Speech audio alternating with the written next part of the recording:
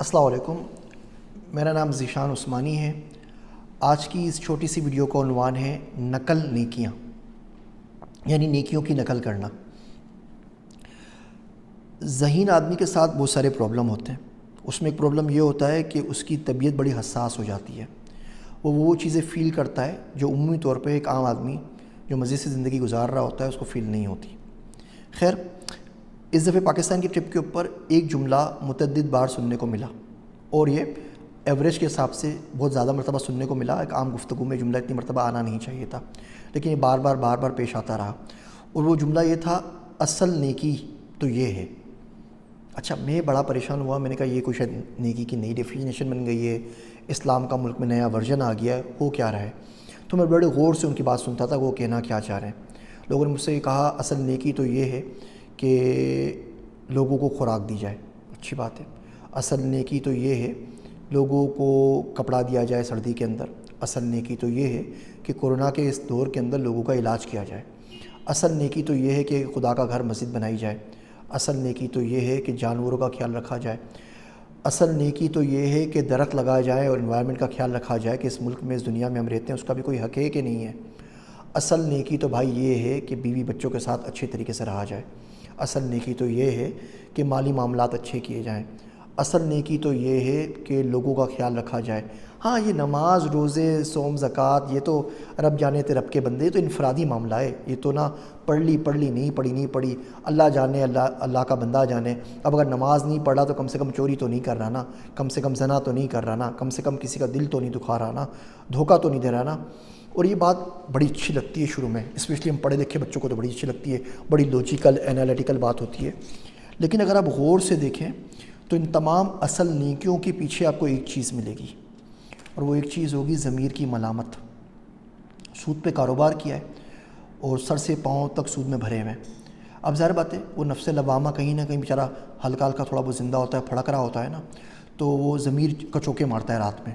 اب بندہ پریشان ہوتا ہے تو بندہ بولتا ہے کوئی بات نہیں یار، سود کا کاروبار کیا تو کیا مسجد میں قالین بھی تو بچھوا دیا نا، تو میں نے فانوس بھی تو لگوایا تھا، اور غریب بچی نہیں، بیوہ بچی، اس کی شادی بھی تو کرائی تھی نا، اور گھر میں جو کتے آتے ہیں ان کو کھانا بھی تو کھلا دیا تھا نا میں نے، اور چڑیوں کے لیے بھی انہیں باجرہ رکھ دیا ہے۔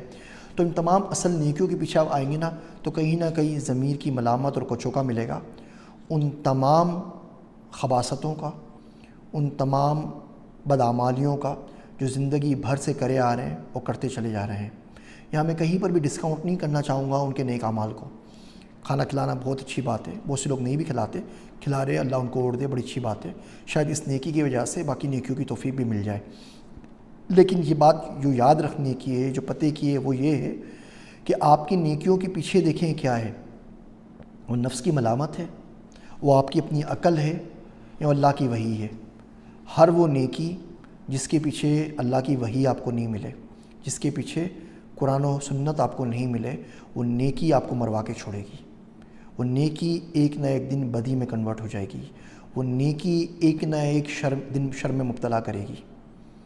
آپ لوگوں کا علاج کرتے ہیں، آپ ہاسپٹل کھولتے ہیں، آپ چیریٹی کرتے ہیں، نماز نہیں پڑھتے، ایک نہیں پڑھتے، دو نہیں پڑھتے، کوئی نماز نہیں پڑھتے، اور پھر آپ سمجھتے ہیں کہ آپ ٹھیک ہیں، اور نہ صرف آپ یہ کام کرتے ہیں بلکہ اپنے گناہ پہ دلیل لے کے آتے ہیں، لوگوں کو بولتے ہیں اصل نیکی تو یہ جو میں کر رہا ہوں بس یہ ہے نیکی، باقی کوئی نیکی نہیں ہے۔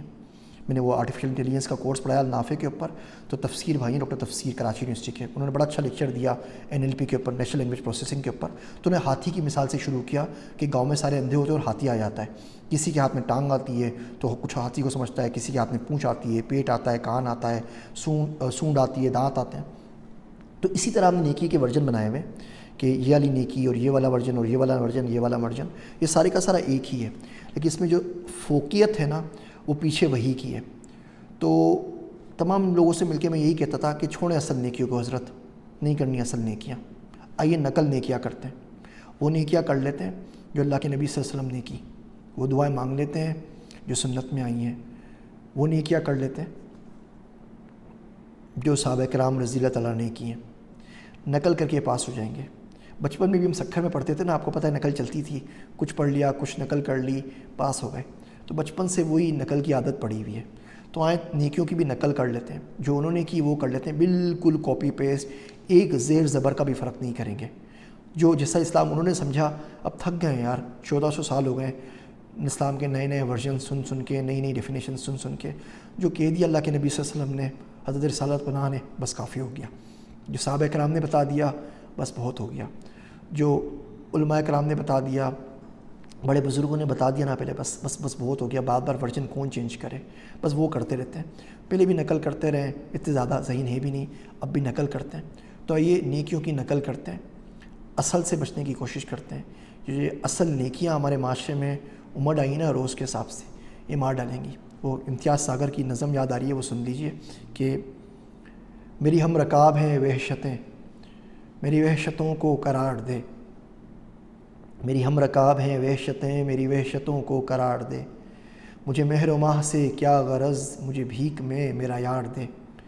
کئی دن سے دل یہ دکھا نہیں، کوئی شعر میں نے کہا نہیں. میرے حال پہ بھی نگاہ کر، کسی کیفیت سے گزار دے.